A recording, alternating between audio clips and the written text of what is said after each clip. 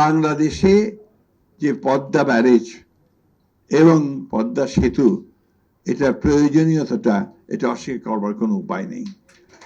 একই সঙ্গে যে জেলাগুলো আপনার এফেক্টেড, যে মানুষেরা এই সেতু বা ব্যারেজের জন্য আপনার অপেক্ষা করছে, তাদের প্রয়োজনটা এটা আমরা এখানে উপলব্ধি করেছি। একই সঙ্গে এর যে আপনার ক্লাইমেটিক যে কন্ডিশনস, সেটা কি দাঁড়াবে, এতগুলো মানুষ, প্রায় 8 কোটি 9 কোটি মানুষের জীবন জীবিকা, তার কি অবস্থা দাঁড়াবে, সবকিছু মিলিয়ে এই পদ্মা ব্যারেজ এবং পদ্মা সেতু এর যে প্রয়োজন, এটা আমরা এখানে উপলব্ধি করেছি।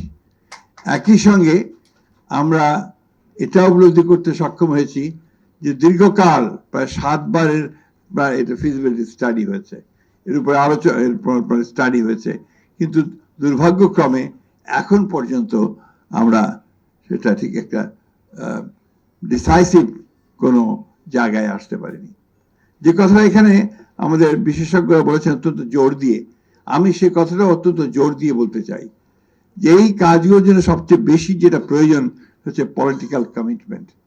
রাজনৈতিক কমিটমেন্টই হচ্ছে সবচেয়ে বড় প্রয়োজন, সেটাই দরকার, এবং সেটা তখনই তৈরি হবে যখন সেটা জনগণের মধ্য থেকে উঠে আসবে এই দাবিটা। এটাও কিন্তু অত্যন্ত জরুরি। তাই আমি খৈয়ামকে বলছিলাম যে এর পরে উচিত হবে তার গোটা অঞ্চলটা এই বিষয়টা নিয়ে জনগণের মধ্যে একটা জাগরণ সৃষ্টি করা, যেটা আমাদের মাওলানা আব্দুল হামিদ খান ভাসানী করতে সক্ষম হয়েছিলেন।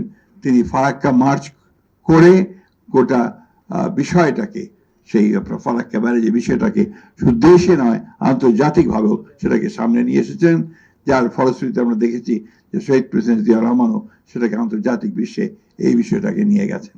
আমরা একটা ট্রানজিশনাল পিরিয়ডে আছি। ডক্টর দেবপ্রিয় ভট্টাচার্য বলেছেন এবং আমাদের জিল্লুরও বলেছেন যে নেক্সট গভর্নমেন্ট, পরবর্তী সরকার, নিঃসন্দেহে পরবর্তী সরকারগুলোকে এই কাজগুলো করতে হবে। কিন্তু আজকে একটা সুযোগ তৈরি হয়েছে, এই অভূতপূর্ব একটি ছাত্রগণ অভ্যুত্থানের মধ্য দিয়ে আমাদের একটা জাতীয় ঐক্য তৈরি হয়েছিল। সেই জাতীয় ঐক্যকে সামনে নিয়ে আমরা যদি সবাই আমাদের মূল বিষয়গুলোকে সামনে আনতে পারি, সেই বিষয়গুলো যদি কাজ করে চিন্তার ঐক্যমতা যদি থাকে, তা নিঃসন্দেহে আমরা সফল হব। আজকের ফারাক্কা ব্যারেজ বা ফারাক্কা বাঁধ শুধু ফরিদপুর এলাকা, রাজবাড়ী এলাকার সমস্যা নয়, এটা আজকে পুরো দক্ষিণাঞ্চলের সমস্যা। সুতরাং ওই মানুষ, আপনাদের সমস্ত নাগরিকদেরকে, যেটা বললেন, সেই নাগরিকদেরকে আজকে ঐক্যবদ্ধ হতে হবে, সব স্তরের মানুষদেরকে হয়ে তাদেরকে সেই দাবি নিয়ে সামনে দাঁড়াতে হবে। সেই যে সরকারই আসুক, যেটা আমাদেরকে আমরা চাই, যেটা ডক্টর হোসেন জিল্লুর বলেছেন যে আগে থেকে এই বিষয়ে আমরা কাজ করতে পারি কিনা। অবশ্যই আমরা এই বিষয়টাতে আপনারা অত্যন্ত সচেতন। আপনারা জানেন যে আমাদের দলের বর্তমান চেয়ারপারসন দেশনেত্রী বেগম খালেদা জিয়া, তিনি অনেক আগে দ্বিতীয় সেতুর কথা কমিট করেছেন, তাদের কমিটমেন্ট আছে, এবং আমরা রাজনৈতিক দল হিসেবে আমরা মনে করি যে এই সমস্ত অঞ্চলগুলোকে, এখানে যেখানে জীবন জীবিকা প্রশ্ন জড়িত আছে, আপনার মানুষের নিরাপত্তা প্রশ্ন আছে, যে প্রশ্নটা আইনুল নিশাত সাহেব করেছেন, যে প্রসঙ্গটা তুলেছেন, অত্যন্ত গুরুত্বপূর্ণ প্রসঙ্গ, যে দক্ষিণাঞ্চলের বহু অংশ এখন আপনার মানুষ চলে যাচ্ছে, ছেড়ে যাচ্ছে, কারণ সেটার আর বাসোপযোগী থাকছে না। এটা অত্যন্ত একটা ইম্পর্টেন্ট একটা ইস্যু। আমার মনে হয় পরবর্তী সরকারগুলো শুধু নয়, জনগণেরও এই বিষয়ে অত্যন্ত সজাগ থাকা উচিত। আমি বক্তব্য দীর্ঘ করবো না, আমি শুধু এই কতটুকু বলেই শেষ করতে চাই, সবকিছুই নির্ভর করবে মানুষের উপরে। আমরা 1971 সালে যুদ্ধ করেছি, দেশ স্বাধীন করেছি। আমরা তারও পূর্বে 52 সালে আমরা ভাষা আন্দোলন করেছি, 69-এ আন্দোলন করেছি, এবং সব শেষে এই দীর্ঘ 15 বছর ফ্যাসিস্টদের বিরুদ্ধে লড়াই করে আমরা একটা জায়গায় পৌঁছেছি। এই জুলাই মাসে, অগাস্ট মাসে আমরা একটা ভয়াবহ দানবীয় একটা সরকারকে আমরা সরাতে সক্ষম হয়েছি। সুতরাং আমরা পারি, আমরা যদি ঐক্যবদ্ধ থাকি আমরা পারি, এবং আমার বিশ্বাস যে আমরা পারবো।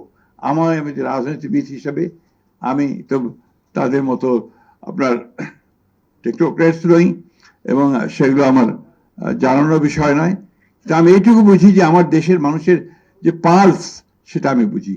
আমার দেশের মানুষ উপরে উঠতে চায়, উন্নতি চায়, একটা সত্যিকার অর্থে গণতান্ত্রিক ব্যবস্থা চায়, এবং সেই গণতান্ত্রিক ব্যবস্থার মধ্যে দিয়ে কিন্তু সমস্ত বিষয়গুলোর সমাধানের পথ খুঁজে পাওয়া যাবে।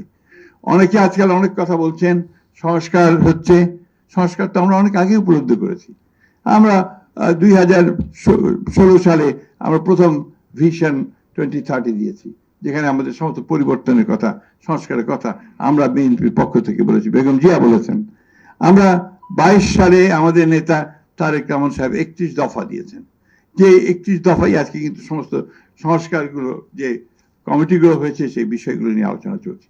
সুতরাং আমরা রাজনৈতিক দল হিসাবে আমরা অত্যন্ত সচেতন যে জনগণের যেটা প্রয়োজন এবং কালের যুগের সঙ্গে সঙ্গে যে পরিবর্তনগুলো আনা দরকার, রাষ্ট্র কাঠামোর যে পরিবর্তন আনা দরকার, সে ব্যাপারে আমরা অত্যন্ত সচেতনভাবে আমরা সামনের দিকে এগোচ্ছি। আমি শেষ করতে চাই এই বলে যে আপনারা যারা আজকে এই উদ্যোগটা নিয়েছেন খোয়েবের নেতৃত্বে, আপনারা সামনের দিকে অত্যন্ত বলিষ্ঠভাবে এগিয়ে যাবেন, পিছিয়ে যাবেন না। মৌলানা ভাসানীর যে যে স্পিরিট, সেই স্পিরিটটাকে সঙ্গে নিয়ে আপনারা এই আন্দোলনকে সামনে নিয়ে যাবেন। অবশ্যই সমস্ত জনগণ আপনাদের সামনে থাকবে, এবং জনগণ থাকলে আগামী দিনের সরকারগুলো আপনাদের সঙ্গে থাকবে বলে আমি বিশ্বাস করি।